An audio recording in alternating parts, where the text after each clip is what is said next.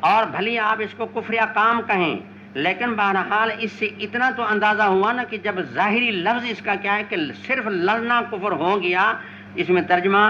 کا جو ترجمہ ثانی جو ہے کہ مقصد یہ کہ تقاتل پر اصرار بڑا خطرناک ہے، کہ جس کو یہ فرمایا کہ کفر بھی ہو سکتا ہے، تو بغیر توبہ کے مقاتلہ پھر اس پر اصرار، یعنی اسے بچنا سمجھ میں آ رہا ہے کہ اسے بچنا چاہیے۔ تو حدیث اول کا ترجمے ثانی جز ثانی کے ترجمے کے جز ثانی کے ساتھ تعلق ہے، آیا سمجھ میں، اور حدیث ثانی کا جز اول سے تعلق ہے۔ وہ حدیث ثانی یہ ہے، به قال حدثنا قتيبة بن سعيد قال حدثنا اسماعيل بن جعفر عن حميد عن انس رضي الله تعالى عنه وعنه قال اخبرني عبادة بن صامت رضي الله تعالى عنه وعنهم ان رسول الله صلی اللہ علیہ وسلم خرج یخبر بلیلۃ القدر، اللہ کے نبی گھر سے نکلے ارادے اسی سے کہ آج میں اپنے ساتھیوں کو، رفقا کو، صحابہ کرام کو بتا دوں کہ قدر کی رات کون سی ہے، تاکہ تمام حضرات قدر کی رات کی برکتوں سے یعنی مشرف ہوں اور برکتیں حاصل کریں۔ اللہ کی شان اتفاق یہ ہوا کہ گھر سے نکلنے کے بعد تھوڑا باہر جو ہے تو دو بندے جھگڑا کر رہے، فطلعها رجلان من المسلمین، مسلمان دو تھے، وہ آپس میں جھگڑا کر رہے تھے، فقال انی خرجت، میں تو آ رہا تھا کہ لیخبرکم لیلۃ القدر، کہ قدر کی رات آپ کو بتاؤں، لیکن ہوا یہ کہ طلحہ فلان و فلان، فلاں فلان آپس میں جھگڑا کر رہے تھے، فرفعت، اس کی نحوست شومی کی وجہ سے وہ اس کی تعیین اٹھا دی گئی اور میرے ذہن سے نکال دی گئی اور وہ مجھ سے بھلوا دی گئی کہ وہ رات قدر کی کون سی ہے، یہ نقصان ہو گیا۔ وعسیٰ ان یکون، پھر صحابہ کرام کے لازماً اس بات کے سننے کے بعد ان کو دکھ ہوا ہوگا، یقیناً دکھ ہوا ہوگا، بالخصوص وہ حضرات جن سے غلطی ہو گئی، تلاہی ان سے ہو گئی، ان کو تو بہت زیادہ دکھ ہوا کہ ہماری غلطی کی وجہ سے امت محروم ہو گئی، تو اس پر تھوڑا ان کو دلاسا بھی دیا، تھوڑا دل جوئی بھی کروائی کہ چلو خیر ہے، بلا بس جو ہونا تھا ہو گیا، اتنا پریشان ہونے کی ضرورت بھی نہیں، کیا پتہ کہ اس نہ بتانے میں خیر ہو، نہ بتانے میں خیر معنی یہ کہ پھر ایک رات کی تلاش میں آپ کئی راتوں میں بات کریں گے، تو پھر ایک اگر حاصل ہو گئی تو اس کے پیچوں پیچ اور بھی بہت ساری حاصل ہو جائیں گی، اور پھر ایک طلب اور تلاش اور تڑپ اور یہ فکر رکھنا، اس کا بھی ایک ثواب ہے۔ بہرحال اور بھی کافی حکمتیں ہیں کہ اگر وہ رات اللہ کی طرف سے متعین ہوتی، اب اس متعین رات پتہ ہے کہ آج یہ رات ہے، پھر بھی ایک مومن جو ہے وہ سویا پڑا ہے، تو ایک عجیب سی بات ہوگی کہ اللہ تو بلا رہا ہے لیکن بندہ آنے کے لیے تیار نہیں، سویا پڑا ہے، تو ایک بہت اس کے لیے یہ بات اس کے لیے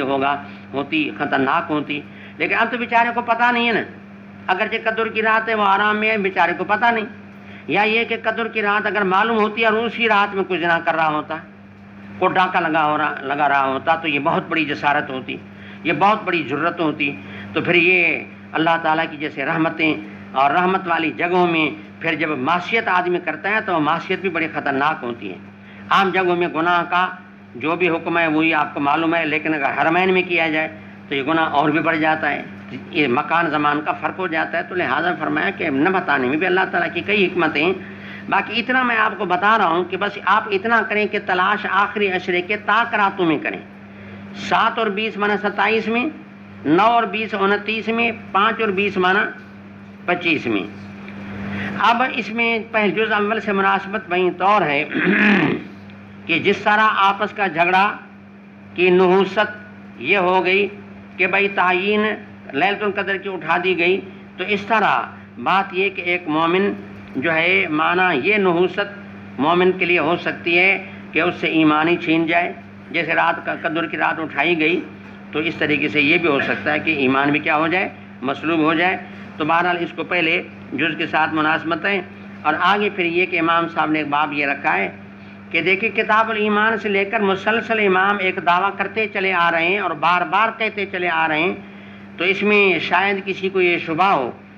کہ جی یہ امام صاحب تو اپنی باتیں کر رہا ہے اور کیا اس کا کوئی ثبوت بھی ہے؟ آج فرماتے ہیں اب آپ ہوشیار رہیں، اب جتنی میری باتیں اب میں تمام باتوں کا آپ کو ثبوت دیتا ہوں۔ اب میں کہتا ہوں یہ جو میں کہتا آیا ہوں کہ ایمان، اسلام، دین، ہدایت، تقوی، یہ سب چیزیں ایک ہیں۔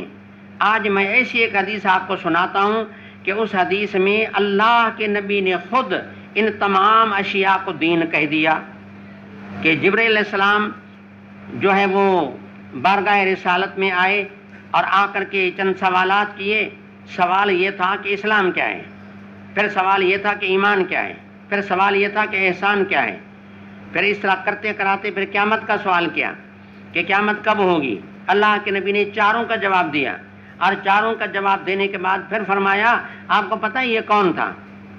ہمیں تو پتہ نہیں. یہ حضرت جبرائیل تھا. اس کو پوچھنا مقصد نہیں تھا، سوال اس لیے کیا لیعلمکم دینکم. اللہ کے نبی نے تمام اشیاء کو دین کہا. آج جو ہے روز روشن کی طرح واضح ہو گیا، امام کی دعویٰ برہن ہو گئی، منور ہو گئی کہ جی بالکل یہ بات بالکل ٹھیک ہے کہ ایمان، اسلام اور احسان اور ہدایت، تقوی یہ سب کچھ دین ہے، اور تمام اعمال دین ہے، اور ایمان بھی دین ہے. تو باب سوال جبرائیل النبی صلی اللہ علیہ وسلم، جبرائیل کا پوچھنا صحیح ایمان کیا ہے، اسلام کیا ہے، احسان کیا ہے، قیامت کا علم، اور یہ چار چیزوں کا سوال، اور جناب رسول اللہ صلی اللہ علیہ وسلم کی طرف سے اس کی وضاحت. تو یہ اس کا عطف ہے سوال پر کہ اس باب میں دو باتیں ہیں، جبرائیل کا سوال ہے، رسول اللہ کا بیان ہے. بیان النبی صلی اللہ علیہ وسلم ثم قال،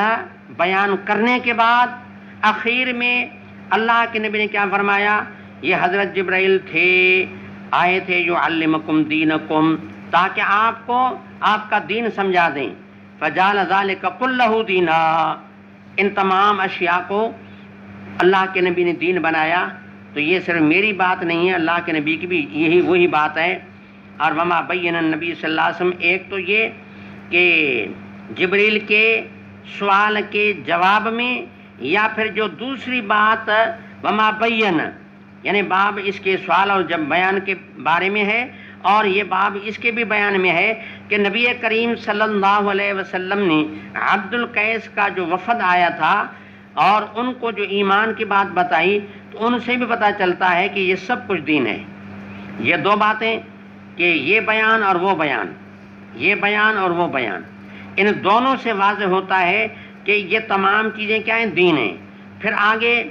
ایک آیت کریمہ کو بھی امام صاحب نے ذکر کیا کہ یہ بات فقط یعنی نبی کریم صلی اللہ علیہ وسلم کے دو وضاحتوں سے واضح نہیں ہوتی، بلکہ قرآن کریم کی آیت سے بھی واضح ہوتی ہے کہ اللہ فرماتے ہیں وَمَن يَبْتَغِ غَيْرَ الْإِسْلَامِ دِينًا. اب فرمایا کہ اسلام کے غیر کو جو دین بنائے تو معلومہ کہ وہ